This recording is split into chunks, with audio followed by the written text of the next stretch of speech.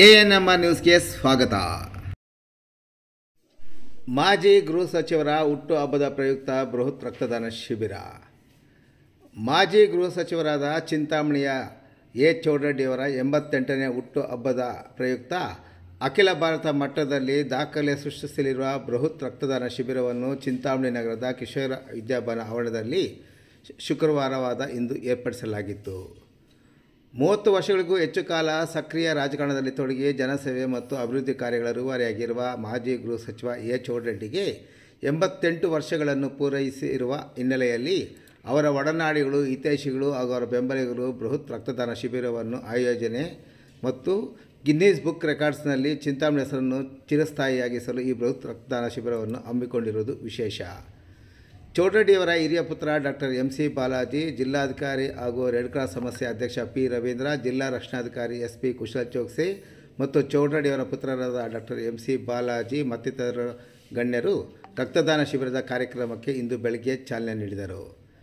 ಇನ್ನು ಕೇಂದ್ರೀಯ ರಕ್ತನಿಧಿ, ಚಿಕ್ಕಬಳ್ಳಾಪುರ ಸೇರಿದಂತೆ ವಿವಿಧ ಕಡೆಯ ರೆಡ್ ಕ್ರಾಸ್ ಸಂಸ್ಥೆಗಳಿಂದ ವೈದ್ಯಕೀಯ ತಂಡವು ಭಾಗವಹಿಸಿದ್ದು ರಕ್ತ ಸಂಗ್ರಹಿಸುವ ವ್ಯವಸ್ಥೆ ಮಾಡಿಕೊಳ್ಳಲಾಗಿದೆ.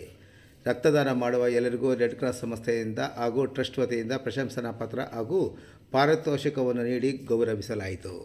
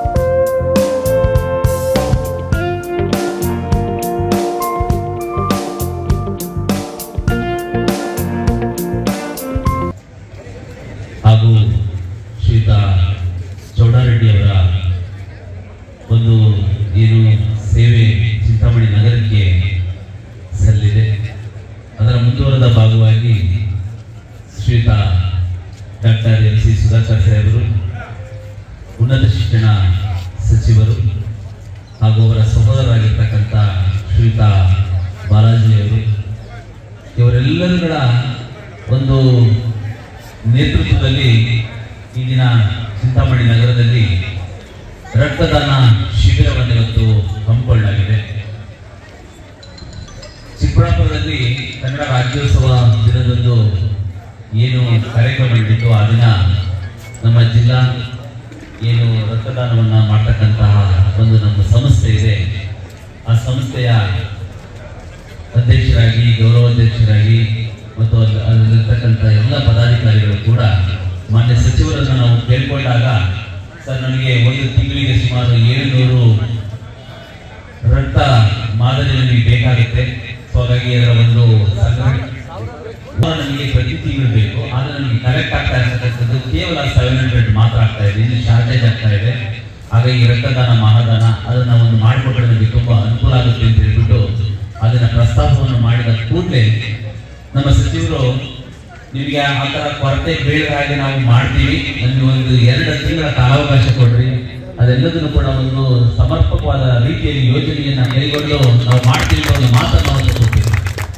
ಆ ಮಾತಿನಂತೆ ಇವತ್ತು ಸುಮಾರು 6,700 ಜನ ಇವತ್ತು ನೋಂದಣಿಯನ್ನ ಇವತ್ತು ಮಾಡಿಕೊಂಡಿದ್ದಾರೆ.